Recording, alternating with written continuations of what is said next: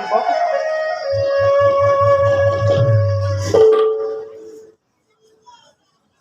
প্ৰিয়ে, কিয় দেখিছো আজি তোমাৰ চিন্তিত বদন? সংসাৰত যি ঘটিব লাগিছে সেয়া জানো উচিত হৈছে? উচিত বা অনুচিত বুলি কৈ মই পক্ষপাত কৰিব বিচৰা নাই প্ৰিয়ে।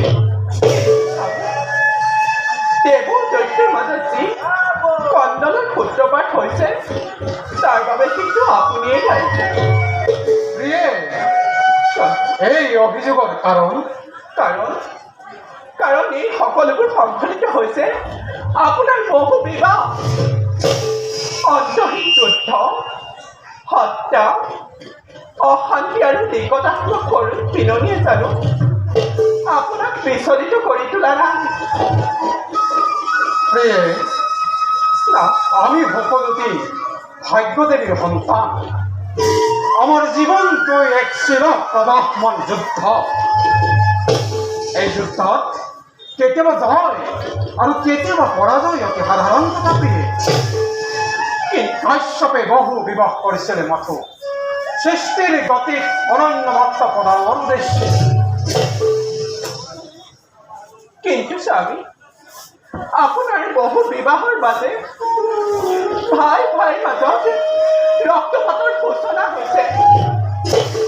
আমাৰ সতীসকলৰ মাজত ঈৰ্ষাৰ যুদ্ধ আৰম্ভ হৈছে। এয়া জানো শুভ লক্ষণ? শুভ বা অশুভৰ ধাৰণা কৰাটো অতি কঠিন প্ৰিয়ে। এক পিতৃৰ পুত্ৰসকলৰ মাজত যেতিয়া বিভেদৰ সৃষ্টি হয়, সেই বিভেদে যেতিয়া সংঘৰ্ষৰ সৃষ্টি কৰে, তেতিয়া সেই পিতৃৰ হৃদয়ৰ নিদাৰুণ সন্তাপ মুঠকৈ কোনে ভালদৰে উপলব্ধি কৰিব প্ৰিয়ে।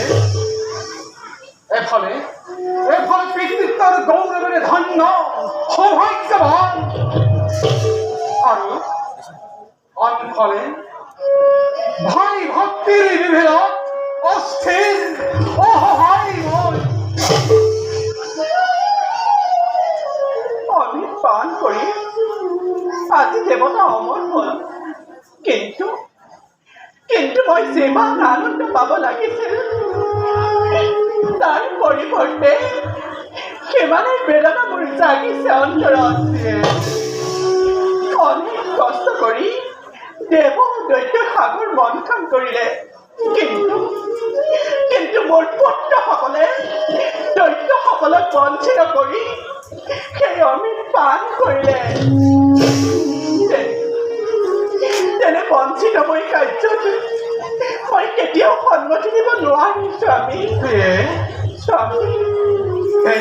সেই বংশনাই দৈত্য অধিকটো ধ্বংস কৰি কৰিছে। ব্ৰহ্মাণ্ড কৌতুল পাৰ হ'ব, ৰক্তৰ সমুদ্ৰ পাব। আৰু এই পিতৃয়ে হৃদয়ত এজাক প্ৰবল ধুমুহাক লৈ অসহায়ভাৱে পুত্ৰসকলৰ মাজৰ সংঘৰ্ষ প্ৰত্যক্ষ কৰিব লাগিব। দেৱ দৈত্যৰ মাজত কিবা দৰে মিলন ঘটাব নোৱাৰেনে? মাতৃয়ে পুত্ৰৰ মিলন কামনা কৰে, পিতৃও পুত্ৰৰ মংগল কামনা কৰে, কিন্তু সংসাৰে দেৱ দৈত্যৰ মিলন কামনা নকৰে প্ৰিয়ে। দেৱ দৈত্যৰ এই সংঘাত চিৰদিন থাকিব প্ৰিয়ে, চিৰদিন থাকিব। বাৰু প্ৰিয়ে, ব'লা যাওঁ, মোৰ পূজাৰ সময় হ'ল। স্বামী